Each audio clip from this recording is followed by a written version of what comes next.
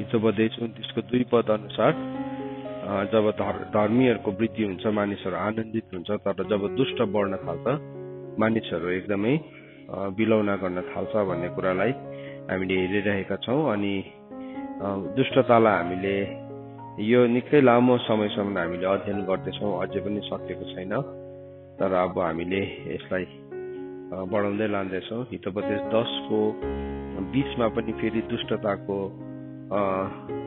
विषयमा बताएको छ। यसो भनेर लेखेको छ, मानिसको जिब्रो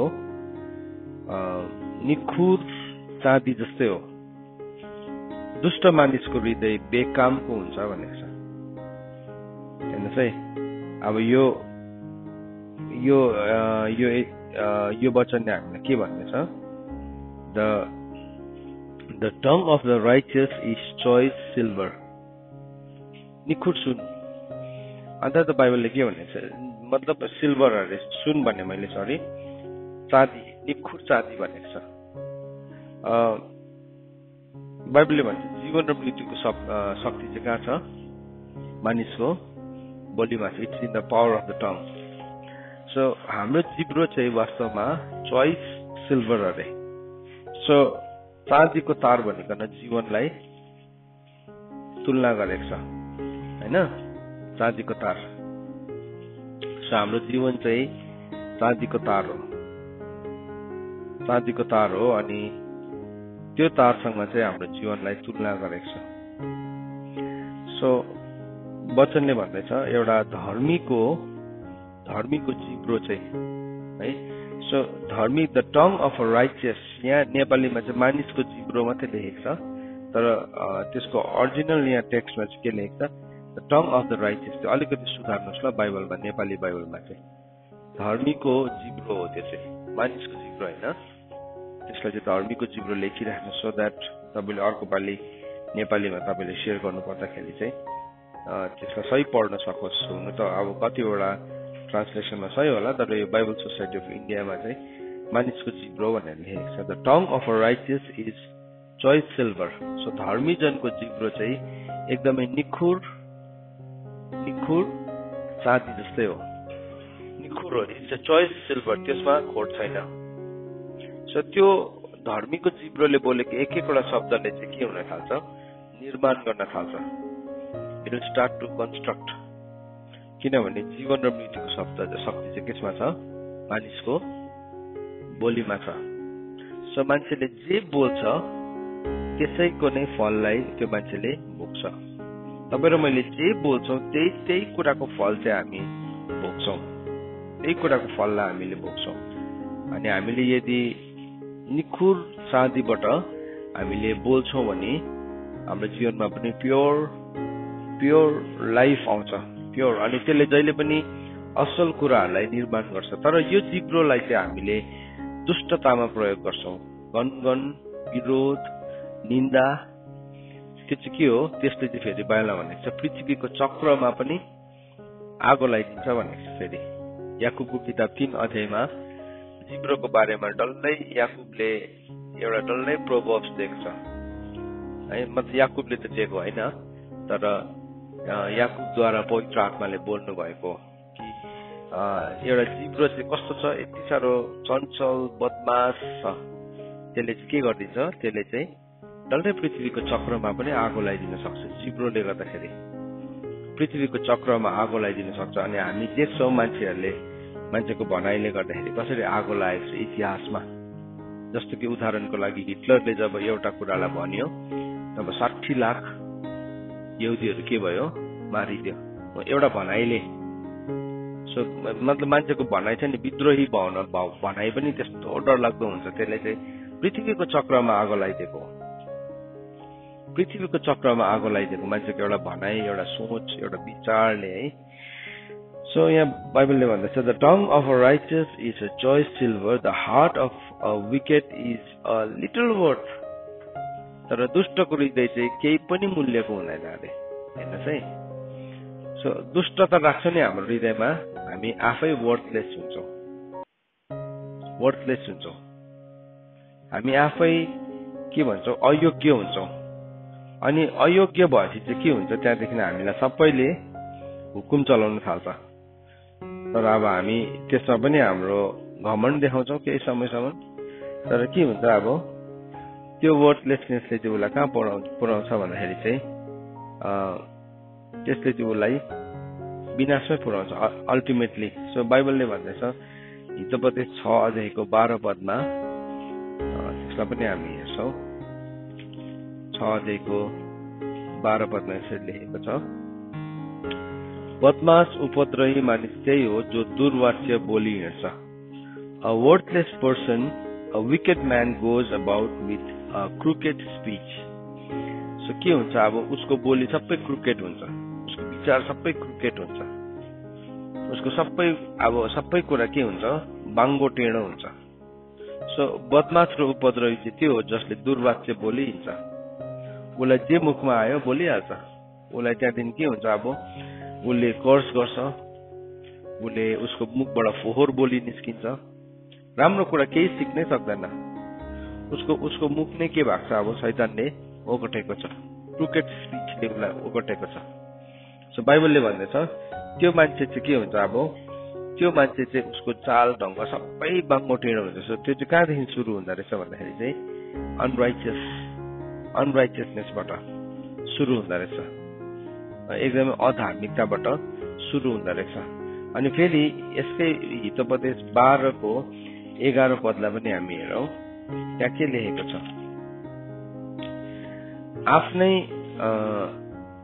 आफ्नै जमिन जोत्ने कहाँ प्रशस्त खानेकुरा हुन्छ, तर व्यर्थको योजना बनाउनु मूर्खता हो। Whoever works his land will have plenty of bread, but he who follow worthless pursuits lacks sense भन्दैछ। सो जसले आफ्नै जमिनलाई खन्छ, आफ्नै जमिन को हो? आफ्नै जमिन हाम्रो हृदय हो नि है, हाम्रो आफ्नै कुरा हो। हामी चाहिँ के हुन्छ अर्काले मलाई गर्छ कि भन्ने आशा राख्नु चाहिँ मूर्खता हो। सो मैले वर्कआउट गर्नुपर्ने चाहिँ मेरो आफ्नै खेत हो। मेरो खेतमा काँडा पो छ कि, मेरो खेतमा सिउडी पो छ कि, मेरो खेतमा ढुङ्गा पो छ कि, त्यसलाई वर्कआउट गर्नु चाहिँ मेरो काम हो। बाइबलले भन्छ अल्छेको बाटोमा चाहिँ के छ, काँडै काँडा छ। उसले यति बेसी बहाना गर्छ, यति साह्रो बेसी, मतलब आफैलाई चाहिँ बुद्धिमानीसँग जवाब दिने 7जना ज्ञानी मान्छे भन्दा पनि आफैलाई उसले भयङ्कर सम्झिन्छ। तर उसले आफ्नो खेतलाई काम नगर्दाखेरि चाहिँ के भयो अब उसले व्यर्थको कुराहरूलाई पछ्याउन थाल्छ। सो के भयो अब वर्थलेस अथवा दुष्टता चाहिँ थियो। सो बाइबलले हामीलाई यहाँ भन्दैछ आफ्नै जमिन जोत्ने कहाँ प्रशस्त खानेकुरा हुन्छ, तर व्यर्थको योजना बनाउनु मूर्खता हो। सो त्यो मूर्खतामा मानिस बाँचिरहेको हुन्छ। व्यर्थको योजना कुरा चाहिँ ठुल्ठुलो गर्यो, तर काम चाहिँ गर्दैन। अघि हामीले सिक्दै थियौँ नि, एरोगेन्ट छ अनि एरोगेन्टलाई चाहिँ फेरि उसलाई नै बेसी इज्जत चाहिन्छ, उसलाई नै बेसी फेभर चाहिन्छ, उसलाई नै सबैभन्दा उत्तम कुराहरू चाहिन्छ। तर त्यो चाहिँ नि कहीँसम्म पनि पुग्दैन है, कहीँ पनि पुग्दैन। अनि बाइबलले भनेको छ कि त्यो मान्छे चाहिँ उसले दुष्टतालाई त्यहाँदेखि अपनाउनु थाल्छ। अल्टिमेटली केही नहुँदाखेरि चाहिँ अब के गर्नु पर्यो, उसले दुष्ट तरिकाहरूलाई अपनाउनु पर्छ। हितोपदेश 16:27 लेखेको छ, बदमाशले खराब कुरा दोहोऱ्याइरहन्छ र त्यसको मुखमा आगोको भुङ्रो जस्तै हुन्छ भनेको छ।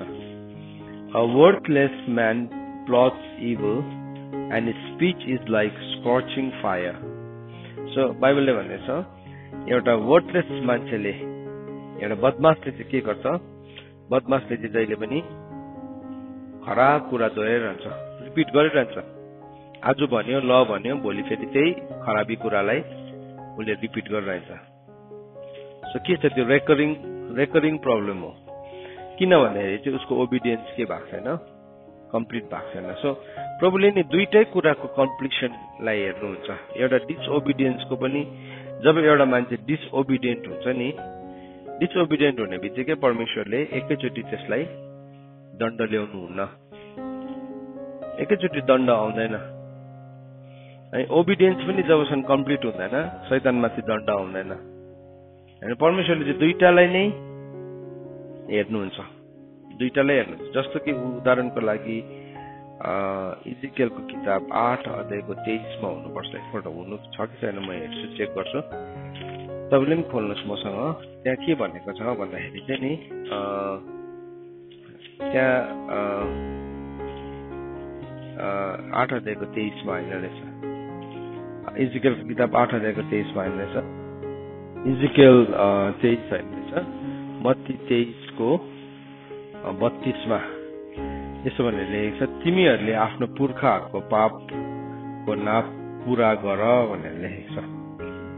सो पापको नाप पनि पूरा हुन्छ नि, त्यो नभइन्जेलसम्म परमेश्वरले त्यसको दण्ड ल्याउनुहुन्न।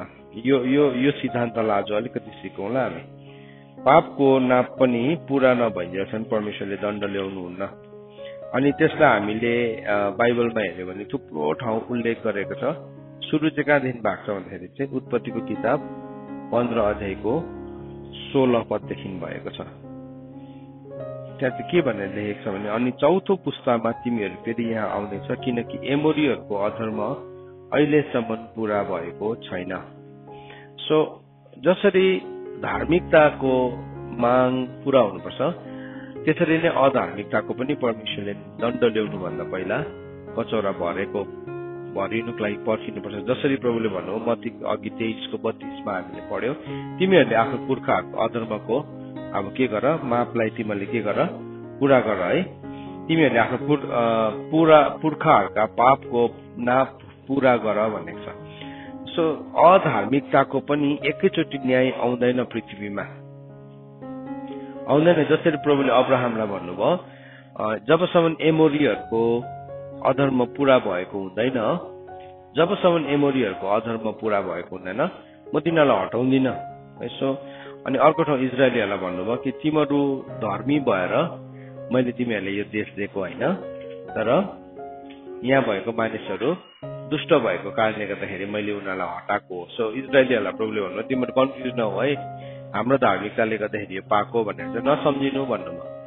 सो परमेश्वरको राइचियस जजमेन्टमा चाहिँ के थियो भन्दाखेरि, परमेश्वरले इजरायलीहरूलाई पक्षपात गर्नु भएको कारणले गर्दाखेरि कनानीहरूलाई हटाउनु भएको होइन, तर एमोरीहरूको के भयो, दुष्टता बढी भएको कारणले गर्दाखेरि परमेश्वरले उनीहरूलाई धपाउनु भएको हो। यदि तिनीहरू पनि पश्चाताप गरेर नि आफ्नो जीवनलाई सही राखेको हो, उनीहरू दुध र मह बग्ने देशमा रहि नै रहनेछ।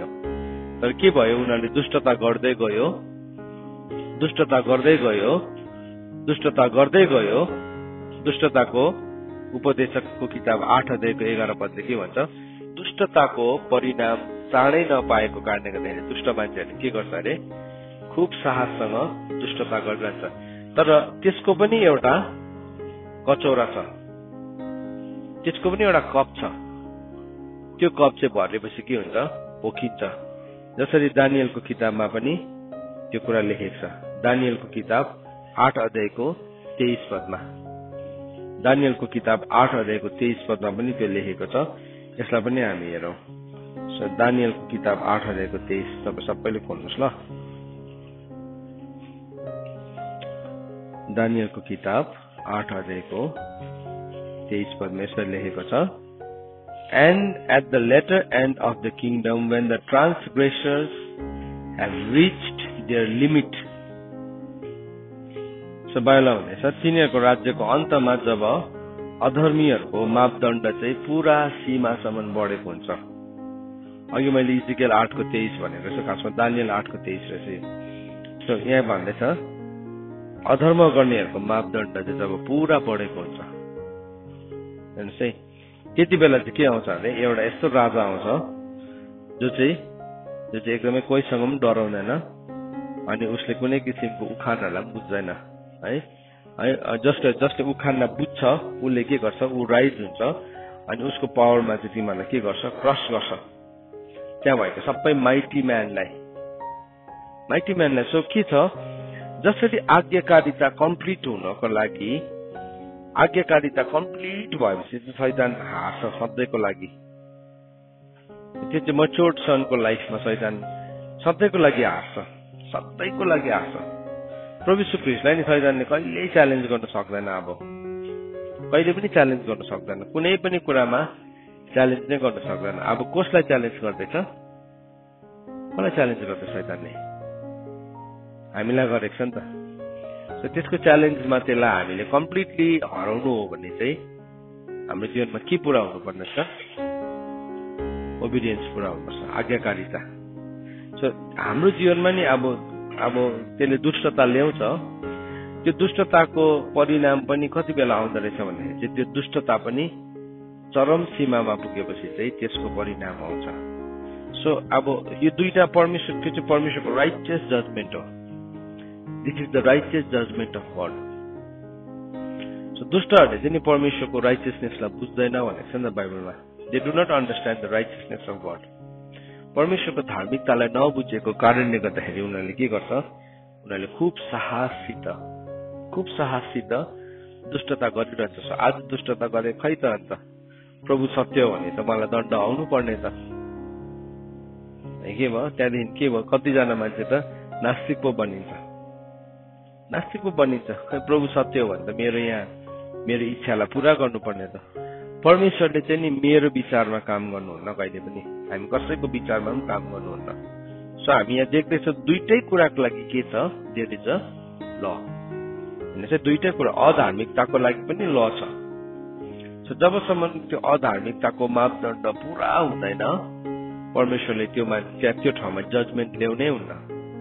तर जब त्यो पुरा हुन्छ नि, त्यो जजमेन्ट आउँदाखेरि फेरि कसैले पनि रोक्न सक्दैन, कसैले पनि।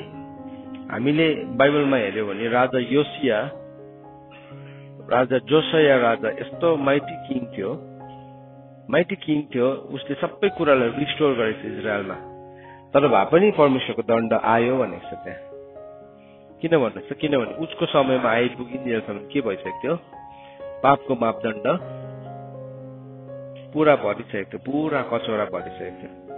जुन दिन नि दुष्टताको कचौरा भरिन्छ नि हाम्रो जीवनमा, नोबडी क्यान स्टप। किनभने परमेश्वर के हुनुहुन्छ? राइटियस जज हुनुहुन्छ, धार्मिक न्यायकर्ता हुनुहुन्छ। तर त्यसको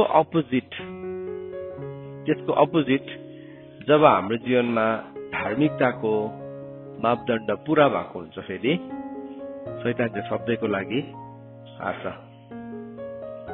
यो एउटा पावरफुल कुरालाई सिकिरहेको छ हामीले। 2 कोरिन्थी 10:6 जब हाम्रो आज्ञाकारिता पुरा हुन्छ तब हामी त्यो सबै अनाज्ञाकारितालाई के गर्न सक्छौँ? दण्ड दिन सक्छौँ। अझै एक दुईवटा इक्जाम्पललाई हेरौँ हामी बाहिर भएको। पहिलो राजा 21:26 हेरौँ। फर्स्ट किङ्स च्याप्टर 20 सबैले खोल्नुहोस् ल। यो पहिलो राजा 21:26।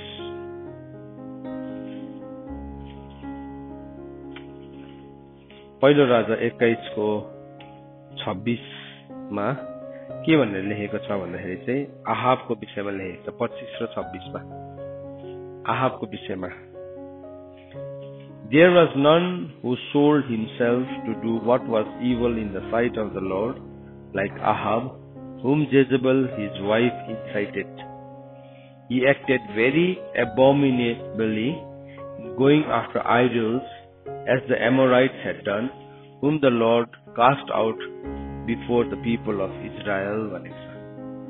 So के गरे उसले? आहाब जस्तो आफैलाई बेच्ने कोही पनि थिएन, अनि त्यो गर्नको लागि चाहिँ उसको पत्नीले उसलाई सुराएको थियो। अनि उसलाई सुराएको कारणले गर्दाखेरि उसले के गरे? अब उसले यति घिनलाग्दो पाप गर्यो, एमोडीले गरेको पाप भनेको छ। सो त्यो एमोडी भनेर जब पनि बाइबलमा हामी भेट्छौँ, त्यो एमोडी भनेको चाहिँ त्यो 7वटा जातिलाई रिप्रेजेन्ट गर्दाखेरि चाहिँ एमोडी भनेको छ। एमोडी चाहिँ लाउड थियो नि त। एमोराइट भनेको नै बोल्ने भनेको, बोल्ने आवाज लाउड हुन्छ। त्यो चाहिँ विद्रोह चाहिँ जहिले पनि लाउड हुन्छ, चकिलो हुन्छ, देखिहाल्छ विद्रोहलाई चाहिँ। सो के हुँदैछ अब यहाँ? प्रभुले के गर्नुभयो? यो एमोराइट्सहरूलाई हटाउनु भयो त्यहाँबाट। त्यही कुरालाई चाहिँ कसले गरिरह्यो? आहाबले पनि गरिरह्यो। आहाबले आमोसको किताब 2:9 पनि यो लेखेको छ। आमोसको किताब 2:9 पनि लेखेको छ। यसरी लेखेको छ, Yet it was I who destroyed the Amorites before them, whose height was like the height of cedars, and who was as strong as the oaks. So प्रभुले भन्नुहुँदैछ मैले एमोरीलाई के गरे नाश गरे जसको कद चाहिँ केदारको जस्तै थियो, केदारको रुखहरू जस्तै थियो, फलाटका रुखहरू जस्तै तिनीहरू बलियो थियो भनेर भने यिनीहरू यति साह्रो बलियो थियो, यिनीहरू यति साह्रो भयङ्कर थियो, तर परमेश्वरले यिनीहरूलाई नाश गर्नुभयो। उनीहरूलाई लागेको थियो कि हामी चाहिँ इन्भिन्सिबल हो, हामीलाई कसैले पनि जित्न सक्दैन, हामी चाहिँ कसैले पनि जित्न सक्दैन नि। हामीलाई नि कोही बेला हाम्रो जीवनको यस्तो टाइम्सहरूमा हामीलाई त्यस्तै लाग्छ कि म चाहिँ इन्भिन्सिबल हो, म जतिको भयङ्कर चाहिँ कोही पनि छैन जस्तो लाग्छ। एमोरीहरूलाई पनि त्यस्तै लागिरहेको थियो, म जतिको भयङ्कर कोही छैन। उनीहरूको कद पनि त्यसको छ थियो अरे, देवर लाइक सिडर्स, केदारको रुखहरू जस्तै थियो, फलाटको रुख जस्तै बलियो थियो, केदारको रुखहरू जस्तै उनीहरू एकदम उच्च कदको थियो। अनि उनीहरूलाई लागेको थियो हामीलाई केही पनि हुँदैन, हामीलाई केही पनि हुँदैन। सो हामीले यो दुईटालाई हेर्छौँ, हामीले एउटालाई मात्रै हेऱ्यो भने बुझ्दैन कोही बेला। सो हामीले यसलाई दुईटालाई कन्ट्रास्ट गरिकन हेर्दैछौँ, धार्मिकतालाई पनि हेर्दैछौँ, अधार्मिकतालाई पनि हेर्दैछौँ, दुईटैलाई है। के हुन्छ अधार्मिकता? अधार्मिकताको मापदण्ड बढेपछि चाहिँ पूर्ण भएपछि चाहिँ त्यसले चाहिँ इट विल ब्रिङ डेथ, ल्याउँछ। अन्त बाइबलले पनि के भनेको छ, पाप पुरा बढेपछि के आउँछ? मृत्यु आउँछ भनेको छ नि त याकुबले, होइन? पाप चाहिँ पुरा बढेपछि तिमीहरूमा झगडा कहाँबाट आउँछ?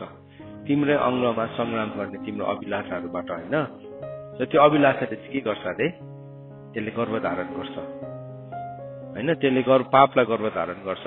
अनि पाप बढेपछि त्यसले के उत्पन्न गर्छ? मृत्यु उत्पन्न गर्छ। सो त्यस के भयो? त्यहाँ पनि फुलनेसको कुरा गरेको छ। एउटा नानी चाहिँ कति बेला जन्मिन्छ आमाको गर्भबाट? जब त्यो फुल ग्रोथ भएको हुन्छ, फुल टर्म पुगेको हुन्छ, त्यसको फुल टर्म। प्रिमेच्योर डेलिभरी हुँदैन, हुन्छ कोही बेला, त्यो अलिकति प्रब्लमेटिक हुन्छ। तर नर्मली चाहिँ नर्मल बर्थ चाहिँ के हो? नर्मल चाहिँ के हो भने जब त्यो फुल टर्म हुन्छ, अब त्यहाँदेखि त्यो नानी जन्मिन्छ है, अथवा 9 महिना अथवा 3rd ट्राइमेस्टरको बादमा त्यो नानी जन्मिन्छ। के भयो? त्यो चाहिँ फुल टर्म बढेको पूर्ण रूपमा। सो पाप पनि त्यस्तै हो, सेम थिङ। फेरि राइटियसनेस पनि त्यही हो, सेम थिङ। किन चाहिँ मेरो जीवनमा चाहिँ प्रभुले मलाई फेभर गर्नुहुन्न? हेर्नु चाहिँ यहाँ दिस इज द की। साँचो चाहिँ यहाँ छ, मेरो जीवनमा चाहिँ किन फेभर आएन? मेरो परिवार चाहिँ किन बाँच्दैन? मेरो जीवनमा चाहिँ किन काम हुँदैन? उसको जीवनमा चाहिँ किन काम हुन्छ?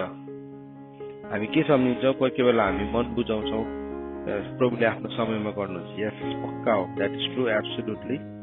प्रभुले आफ्नो समयमा गर्नुहुन्छ। तर प्रभुको समय चाहिँ कति बेला सुरु हुन्छ भन्दाखेरि चाहिँ जब हामी चाहिँ सम्पूर्णतामा, when we come to the फुलनेसमा आउँछौँ, चाहे त्यो दुष्टताको होस्, चाहे त्यो धार्मिकताको होस्। गलातीको किताब 4 अध्यायको 6 पदले के भन्छ हेरौँ न त्यसलाई पनि। प्रभु यीशु ख्रीष्ट कति बेला आउनुभयो पृथ्वीमा? वेन ही केम, कहिले आउनुभयो भनेर लेखेको छ है त्यहाँ। त्यसलाई पनि हामी हेर्छौँ। गलातीको किताब 4 अध्यायको 6 पदमा यसो भनेर लेखेको छ। 4 अध्यायको 4 पदमा लेखेको छ।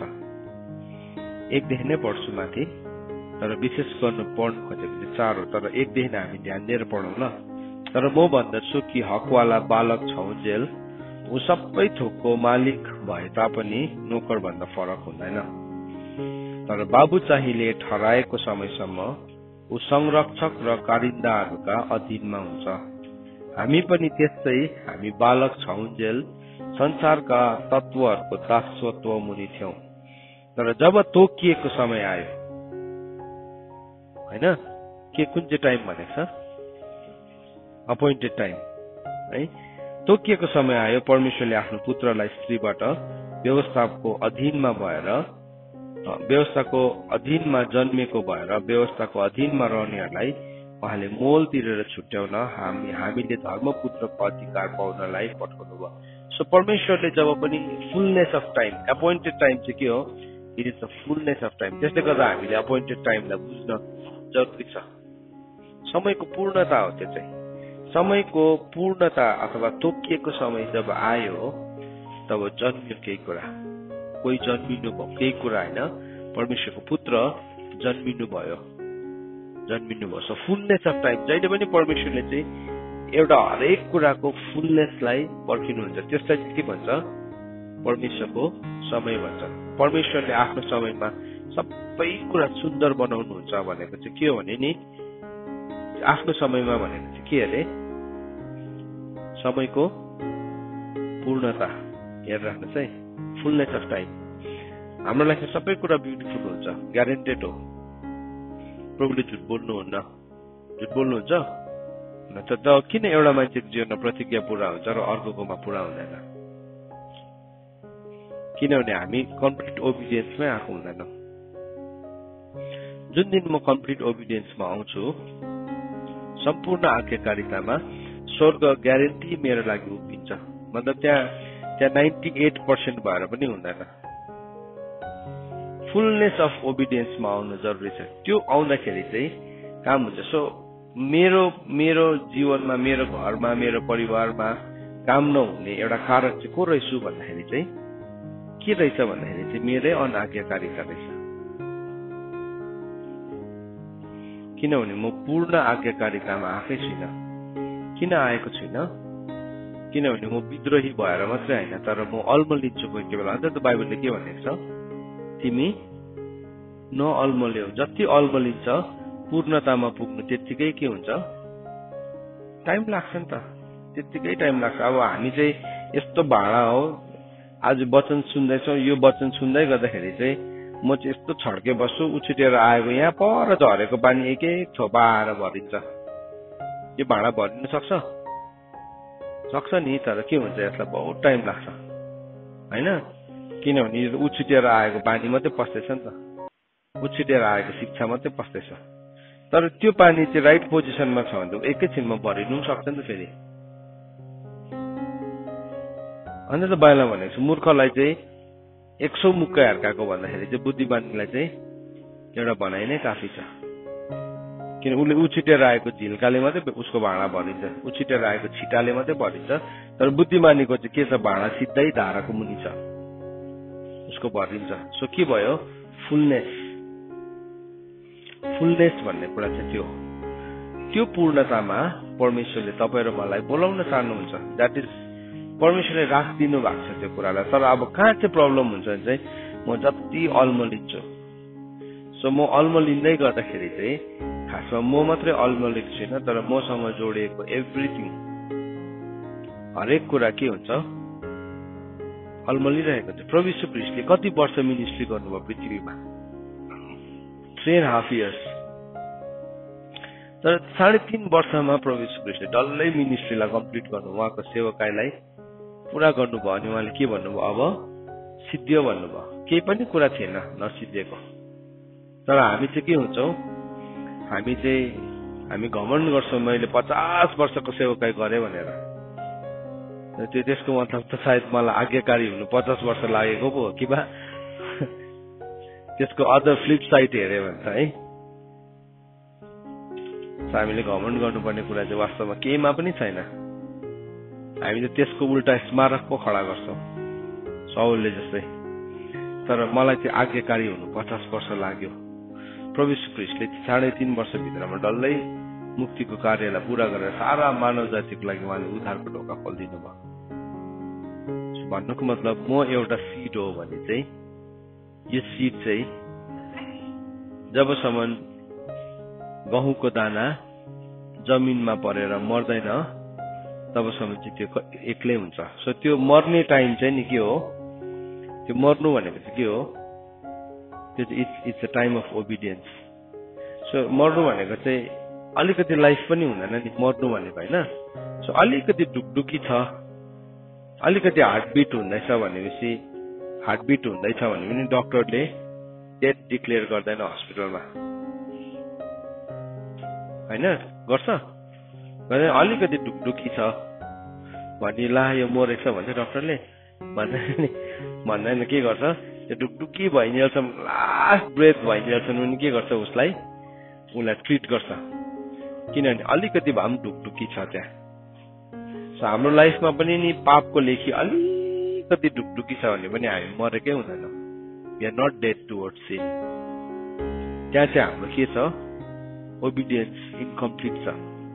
अलिकति पापको प्रति अलिकति त ढुकढुक हुन्छ हामीलाई पापको कुरालाई लिएर। तर जुन दिन हामी पापको लागि पुरा मरिसकेको हुन्छौँ नि, त्यहाँदेखि चाहिँ के हुन्छ, त्यो मान्छे एक्लै हुँदैन, उसले धेरै फल फलाउँछ। अघि त एउटा गहुँको दाना मात्रै थियो। सो हामी सबैजना नै एउटा प्रोसेसभित्र छौँ है। मतलब दुईटा प्रोसेसभित्र हुन्छ कि चाहिँ हामी दुष्टतालाई चरम सीमासम्म पुर्याउने। आहाबको जीवनमा के भयो, दुष्टतालाई चरम सीमासम्म पुर्याउने सक्ने क्षमता थियो।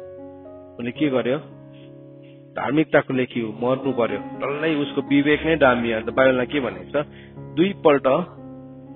दुईपल्ट तातो फलामले डामेको विवेक भनेको छ नि। त्यो के हो, धार्मिकताको लेखी कम्प्लिटली मरेको त्यो चाहिँ। तर हामी देख्छौँ बाइबलमा जस्तो आहाबले पनि एक दिन प्रभुलाई पश्चाताप गरेर प्रार्थना गर्यो, प्रभुले सुन्नुभयो। प्रभु चाहिँ नि यसले कति बेला गल्ती गर्छ र म यसलाई यस्तो हेर्कौँ भनेर क्याटिस तन्काएर प्रभु बस्नु भएको छैन। तर प्रभुले चाहिँ हेरिराख्नु भएको छ कति बेला जीवन फर्काउँछ यसले होइन। सो तर के छ, अब जीवन फर्काउनु भनेको चाहिँ मलाई कुनै के चाहिँदाखेरि मात्रै प्रभु चाहिएको। हामी कोही बेला केटाकेटी यस्तो बेहोरा देखाउँछ नि, आमा बाउले यो गर्न भने रिसाएर गनगन, तर उसको काम बनाउनु छ भने फेरि आमा बाउको वरिपरि सेवा गरेर है, चिया ल्याएर कुनै के ल्याएर पुरा देखाउँछ। अनि बुझिहाल्छ यसको एटिट्युडबाट, आमा बाउले त बुझिहाल्छ नि एटिट्युडबाट यसले केही भन्नु खोजेको। प्रभुलाई पनि हामी त्यस्तै बेहोरा गर्छौँ, प्रभु मलाई जाति बनाइदिनुहोस् न। गाह्रो परेको बेलामा हामी प्रभुलाई पोलिसी दिएर गर्छौँ एज इफ प्रभु जस्तै। प्रभुको महानताले हामीलाई पर्खेको मात्रै हो वास्तवमा। Greatness of God is waiting for us है। अनि हामीलाई परमेश्वरको महानताले पर्खेको कारणले गर्दाखेरि चाहिँ त्यो कृपाको धनलाई चाहिँ मैले तुच्छ ठान्नु हुँदैन। तर त्यो कृपाले चाहिँ मलाई कहाँ डोर्याउनु पर्छ, पश्चाताप। It has to lead me to repentance. Repentance भनेको चाहिँ म उल्टा बाटो जान्दै थिएँ, पूर्व जानुपर्ने पश्चिम जान्दै थिएँ। तर रिपेन्टेन्स भनेको चाहिँ के हो, म स्टप गर्छु, टर्न अबाउट गर्छु, अनि के गर्छु फेरि म ठिक बाटोमा पूर्वतिरै फर्किन थाल्छु। तर म चाहिँ रोकिँदै बिछाउँदै फेरि पश्चिममै जाइरहन्छु भने चाहिँ त्यो चाहिँ रिपेन्टेन्स होइन, त्यो चाहिँ रिबेलियन हो। सो कतिजना के हुन्छ, खालि रोकिएको मात्रै हुन्छ। ऊ जानुपर्ने चाहिँ पूर्व थियो तर पश्चिममा जान्दै थियो, उसले थाहा पायो म रोकिनु पर्ने रहेछ भने रोकिन्छ। फेरि एक दुई दिन बादमा के हुन्छ, अलिकति मोटो बलियो भएपछि फेरि कहाँ जान्छ, पश्चिममै जान्छ। त्यो चाहिँ रिपेन्टेन्स होइन। रिपेन्टेन्स भनेको यु टर्न अराउन्ड, डल्लै टर्न अराउन्ड। किनभने तिमी गएको पश्चिम नै गएको भने एक दिन के हुन्छ, तिमी त्यसको डेस्टिनेसनमा पुग्छौ। त्यो चाहिँ पापको घडा भरेको जस्तै हो। एमोरीहरूको प्रभुले नि एमोरीहरूलाई पर्खिनु भयो। यिनीहरूले चाहिँ कहिले चाहिँ पश्चाताप गर्छ भनेको न, दे नेभर रिपेन्टेड। उनीहरूले के भन्यो, हामी त के भने केदारको रुखहरू जस्तै छौँ, हामी त फलाटहरू जस्तै बलियो छौँ। उनीहरू केसमा भरोसा पर्यो, त्यसमै भरोसा पर्यो। अनि इजरायलीहरूले पनि जब उनीहरूलाई देखे नि के भन्यो, यिनीहरूको छेउमा त हामी फट्याङ्ग्राहरू जस्तै रहेछौँ। यिनीहरूको छेउमा त हामी फट्याङ्ग्रा जस्तो रहेछ। त्यहाँको त जमिनले, त्यहाँको त भूमिले नै मानिसलाई निलिहाल्दो रहेछ। त्यो भने त्यो सुनेर त कतिजना रुनु थाल्यो, एकदमै रोएको छ, निराश भएको छ। तर यहोशूले भनेको छ होइन, हामी जित्छौँ, हामी सक्छौँ। किन यहोशूले त्यो भन्यो भन्दाखेरि चाहिँ उसले मूर्खे खालके हुन्छ नि, एकै घुसीमा ढालिदिन्छु भन्ने खालके मूर्ख कुरा गरेको थिएन। तर उसले के बुझेको थियो भन्दाखेरि चाहिँ उसले परमेश्वरको ललाई बुझेको थियो। किनभने प्रभुले के भन्नुभएको थियो, अगाडि नै अब्राहमलाई भन्नुभएको थियो, जब एमोरीहरूको पापको मापदण्ड पुरा हुन्छ म चाहिँ के गर्छु, तिमीहरूको जातिलाई त्यहाँ गइकन बसाल्छु भनेर भन्नुभएको थियो। सो थाहा थियो त्यो कुरालाई। सो त्यो कुरालाई थाहा थियो। अनि त्यो कुरालाई थाहा भएको कारणले गर्दाखेरि, परमेश्वरको ललाई जानेको कारणले गर्दाखेरि उसलाई डर लागेन। हामी पनि कोही बेला देख्छौँ दुष्टहरू यस्तो लह भएको, हामी अत्तालिन्छौँ। अनि हामी के सिक्छौँ, त्यही दुष्टतालाई सिक्छौँ हामीले। तर हामीले सिक्नु हुँदैन, हामीले एरोगेन्सलाई सिक्नु हुँदैन। त्यसले गर्दाखेरि हामीले मार्नुपर्ने कुरा चाहिँ के हो भने नि, we have to kill the arrogance. हामीले एरोगेन्सलाई किल गर्यो भने के हुन्छ नि त्यो चाहिँ के हो, हामी भित्र भएको त्यो मर्नु पर्ने कुरा चाहिँ मरिसकेको हुन्छ, एक्लै रहँदैन। त्यहाँदेखि त्यो गहुँको दाना चाहिँ जब त्यो मर्छ त्यहाँदेखि त्यसले एउटा नयाँ रूपलाई लिन्छ, नयाँ रूपलाई लिन्छ। दाना नभएर के हुन्छ त्यो, अब त्यसले त्यो एउटा बिउ हुन्छ, बिउमा परिणत हुन्छ। अनि के भयो, अब त्यो मरेपछि त्यसभित्रबाट नयाँ जीवन सुरु हुन्छ। त्यो जीवनलाई चाहिँ द लाइफ अफ क्राइस्ट, हिजो हामीले हेऱ्यौँ नि, पौलले भन्दै थियो मैले ख्रिस्टको मृत्युलाई सधैँ नै मेरो शरीरमा बोकेर हेर्छु। किनकि उहाँको जीवन ममा प्रकट होस् भनिकन। लाइफ अफ क्राइस्ट चाहिँ नि त्यहाँदेखि सुरु हुन्छ जब हामीले डेथ अफ क्राइस्टलाई हामीले बोकेर हिँडेको हुन्छौँ। डेथ अफ क्राइस्टलाई हामीले यीशु ख्रिस्टको मृत्युलाई बोकेर हिँडेका छौँ भने चाहिँ नि हामी भित्र जीवन सुरु हुन थाल्छ।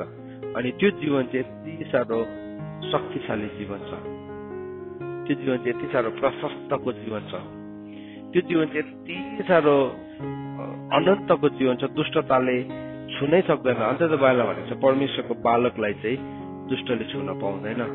ओ म प्रभु यीशु ख्रिस्टलाई विश्वास गर्छु, मलाई दुष्टले छुनु पाउँदैन, गन्ती 23 भनेर चाहिँ केही पनि हुँदैन। हामीले बुझ्नुपर्छ पहिला ललाई। दुष्टले छुन्छ त अन्त नछुने, अन्त हामी बिमार नहुनु पर्ने हो त, अन्त होइन, बिमार नहुनु पर्ने हो, हामीलाई टेन्सन नहुनु पर्ने हो। किन हुँदैछ टेन्सन, किन हुँदैछ, किन छुँदैछ भने किनभने हामी कतिवटा यस्तो प्रवृत्तिहरू छ हाम्रो जीवनमा जसको लेखी हामी मरेकै छैनौँ। तर जब त्यो सबै मर्छ नि दुष्टले छुनै पर्दैन। मैले तपाईँलाई अस्ति बबी कर्नरको उदाहरण दिँदै थिएँ। बबी कर्नरलाई चाहिँ शैतानले आएर भने सबै कुरा प्रचार गर, तैँले यो kingdom gospel of the kingdom चाहिँ प्रचार नगर्दे, म केही पनि गर्दिनँ, तेरो छोरा छोरी कसैलाई पनि चलाउँदैन, यो चाहिँ प्लिज प्रचार नगर्दे भनेर भने अरे। शैतान विवश भएर नि भन्नु कर लाग्यो। मच्योर्ड सन हो, हुर्केको छोरा हो, हुर्केको छोरासँग चाहिँ त्यसरी डराउँछ। तर नहुर्केकोहरूलाई चाहिँ के गर्छ, त्यसले सानोतिनो घुस दिएर एक दुईवटा रेचकी दिएर के गरिदिन्छ, फकाइन्छ। यसलाई झगडा नपर, यसलाई रिक्स नउठा, अहिले रिक्स उठेर यसले कुरा बुझ्यो भने रड्डी हुन्छ, व्यर्थको हुन्छ है। त्यसले गर्दाखेरि के गर्नुपर्छ, यसलाई सानो मिठाई दे, यसलाई लगेर सानो मिठाई दे, यो सानो ग्याजेट दे, के हुन्छ मक्ख। अनि के भयो, शैतानकोबाट थाप्यो, खुसी। परमेश्वरले चाहिँ हामीलाई झोक चलाइदिनुहुन्छ के बेला, झोक चल्दा मात्रै कुरा बुझ्छ नि त, झोक चल्दा मात्रै बुझ्छ कुरा कोही कतिजनाले चाहिँ। तर त्यो रिस उठ्दा खालको होइन, हामीलाई प्रभुले हल्लाउनुहुन्छ। अन्त प्रभुले के गरिदिनु, इजरायलीहरूलाई घरिघरि शत्रुको हातमा के गरिदिनुहुन्थ्यो, सुम्पिदिनुहुन्थ्यो। उनीहरू राम्रोसँगले माया गरेर सुमसुमाएर भन्दाखेरि नमान्दाखेरि के गरिदिनुहुन्थ्यो, लु जाऊ त्यसो भए ठिकै छ। त्यहाँदेखि के हुन्थ्यो, उनीहरूले त्यहाँदेखि सकसमा परेर के गर्थ्यो, अन्तमा चाहिँ परमेश्वरलाई पुकारा गर्थ्यो। प्रभुले नि त्यसरी सिकाउनुहुन्छ। सो अनआज्ञाकारिताको पनि कचौरा भरिन्छ, आज्ञाकारिताको पनि मापदण्ड पुरा हुन्छ। दुईटैको मापदण्ड पुरा हुन्छ। जबसम्म मापदण्ड पुरा हुँदैन स्वर्गले त्यहाँ केही पनि हस्तक्षेप गर्दैन। दुष्टताको मापदण्ड पुरा भएपछि स्वर्गले के गर्छ, त्यहाँ दण्ड ल्याउँछ। सदोम र गमोरामा के भयो, चरम सीमामा पुग्यो नि, स्वर्गबाट आगो झर्यो, धर्मी जनलाई बाहिर निकालेर भए पनि झर्यो। किन, मापदण्ड पुरा भइसक्यो सदोम र गमोराको। अब हामीले सिक्यौं कि प्रभु यीशु ख्रीष्टले भोग्नु भएको कष्टद्वारा चाहिँ उहाँले के सिक्नुभयो, आज्ञा पालन गर्न सिक्नुभयो। अनि उहाँ कहाँसम्म आज्ञा पालन गर्नुभयो, उहाँले क्रुसको मृत्युसम्म नै। सो आज्ञा पालन त उहाँले सुरु त कहाँदेखि भएको थियो, परमेश्वरसँग एउटै हुने हकलाई उहाँले समर्पण गर्दाखेरि, that was the first step. So म सधैँ भन्ने गर्छु, तपाईँहरूलाई च्यालेन्ज पनि गर्छु, रिस पनि उठ्छ होला, यो दाजुले हामीलाई के भनेको, के भने यो मान्छेले हाम्रो बलिदानलाई त साह्रै ठट्टा गर्छ होइन। तपाईँ बलिदान दिएर आउनु भएको छ, ठुलो बलिदान दिनु भएको छ, त्यो चाहिँ तपाईँको आज्ञाकारिताको के थियो, पहिलो चरण मात्रै थियो। कोही बेला हामी पहिलो चरण नै सकेको जस्तो लाग्छ नि, पिलग्रिम प्रोग्रेसमा होइन, म पुगे यदि डेस्टिनेसनमा पुगे त लाग्छ के भनेको छ त्यो यात्रीलाई आमा पो सुरु हुँदैछ फर्स्टमा हामीलाई कस्तो लाग्छ एउटा कदम एउटा पडाउ पुग्ने प्रभु पुगे पो भने होइन पहिलो चरणमा त्यो हो त्यहाँदेखि कति पडाउ छ र त्यस्तै प्रकारले हाम्रो आज्ञाकारिताको पनि विभिन्न पडाउ छ हामीले अनआज्ञाकारिताको थुप्रो पडाउहरूलाई हासिल गरिसकेको होला मेडल पनि पाइरहेको होला शैतानकोबाट तर याद राखौं त्यसको चाहिँ फेरि विनाश पनि पर्खिरहेको छ बिना त्यो बाइबलमा भनेको छ विनाशक जागै हुनुहुन्छ है नाश गर्ने परमेश्वर पनि जागै धेरै राख्नु भएको छ प्रभुले उहाँले नि दुष्टलाई नाश गर्नुको लागि धनुमा चाहिँ नि तादम चढाइसक्नु भएको छ तर कति बेला त्यो धनु चाहिँ नि त्यहाँ काँड चाहिँ कति बेला फुस्किन्छ त्यो तादोबाट भन्दाखेरि चाहिँ जब दुष्टता के हुन्छ पुरा हुन्छ तर त्यो दुष्टतादेखि माथि फर्केर होइन प्रभुले तादोमा चढाएको काँडलाई पनि निकालेर फेरि ठोक्रोमा थन्काउनुहुन्छ सो हामीले नि हाम्रो जीवनमा आज यो सिद्धान्तलाई सिकाउँछ दुष्टता चाहिँ नि यस्तो हुँदो रहेछ सो अब धर्मीजनको बोली चाहिँ के अरे एउटा चोइस सिल्भर जस्तै हो एकदमै चुनिएको चाँदी जस्तै हो तर मूर्खको बोली चाहिँ के हो त्यो चाहिँ त्यसले चाहिँ विनाशलाई ल्याउँछ सो आज हामीले भन्दैछ the tongue of the righteous is a choice silver but the heart of a wicket is little worth तर दुष्टको हृदय चाहिँ नि केही पनि मूल्यको हुँदैन याद राखौँ है दुष्टको हृदय चाहिँ नि केही पनि मूल्यको हुँदैन इट इज वर्थलेस दुष्टता जब चरम सीमामा पुग्छ त्यसले नाश ल्याउँछ आज म नानीहरूलाई अनि हामी सबैजना जतिजनाले सिक्दैछौँ हामीलाई यो मेसेज दिन चाहन्छु हामी दुष्टतालाई छोडौँ दुष्टताको मार्गलाई हामी छोडिदेऊ किनभने त्यसले हामीलाई कहाँ पुर्याउँछ मृत्युमा पुर्याउँछ हामी घमण्डी हुन छोड्देऊ हामी एरोगेन्ट हुन छोडौँ त्यसले हामीलाई कहाँ पुर्याउँछ विनाशमा पुर्याउँछ हामी एरोगेन्ट भएर नि इज्जतको पाउने कोसिस जबरजस्ती नगरौँ पाउँछ पनि होला एक दिन कसैले फेभर गरिदिनु पनि सक्छ तर त्यो फेभर गर्नेले तिमीलाई नरकमा ढकेलेको हो हामी नै एरोगेन्सलाई फेभर नगरौँ किनभने त्यो जानी नरकमा ढकेलिदिएको जस्तै हो तर यदि हामीले आज्ञा पालन नै गर्छौँ भने चाहिँ आज्ञा पालन पनि हामी पूर्ण रूपमा गरौँ त्यहाँदेखि चाहिँ हाम्रो हृदय चाहिँ के हुन्छ मूल्यवान हुन्छ त्यहाँदेखि चाहिँ हाम्रो बोली चाहिँ के हुन्छ निखुर चाँदी जस्तै हुन्छ होइन भने चाहिँ के भयो अब बोली जे आयो मुखमै बोल्यो मुखमा आयो बोल्यो अनि के भयो हाँसोको पात्र मात्रै हुन्छ अन्तमा गएर यसले शिक्षा पाक्थ्यो यो फलानाको छोरा यो फलानाको छोरी सेवकको छोरा हेर्नु ओ यस्तै हुन्छ सेवकको छोरा बाउ चाहिँ सेवक अरे छोरा चाहिँ यस्तो बाउ चाहिँ सेवक अरे छोरी चाहिँ यस्तो तमासाको कारण हुन्छ सो हामी तमासाको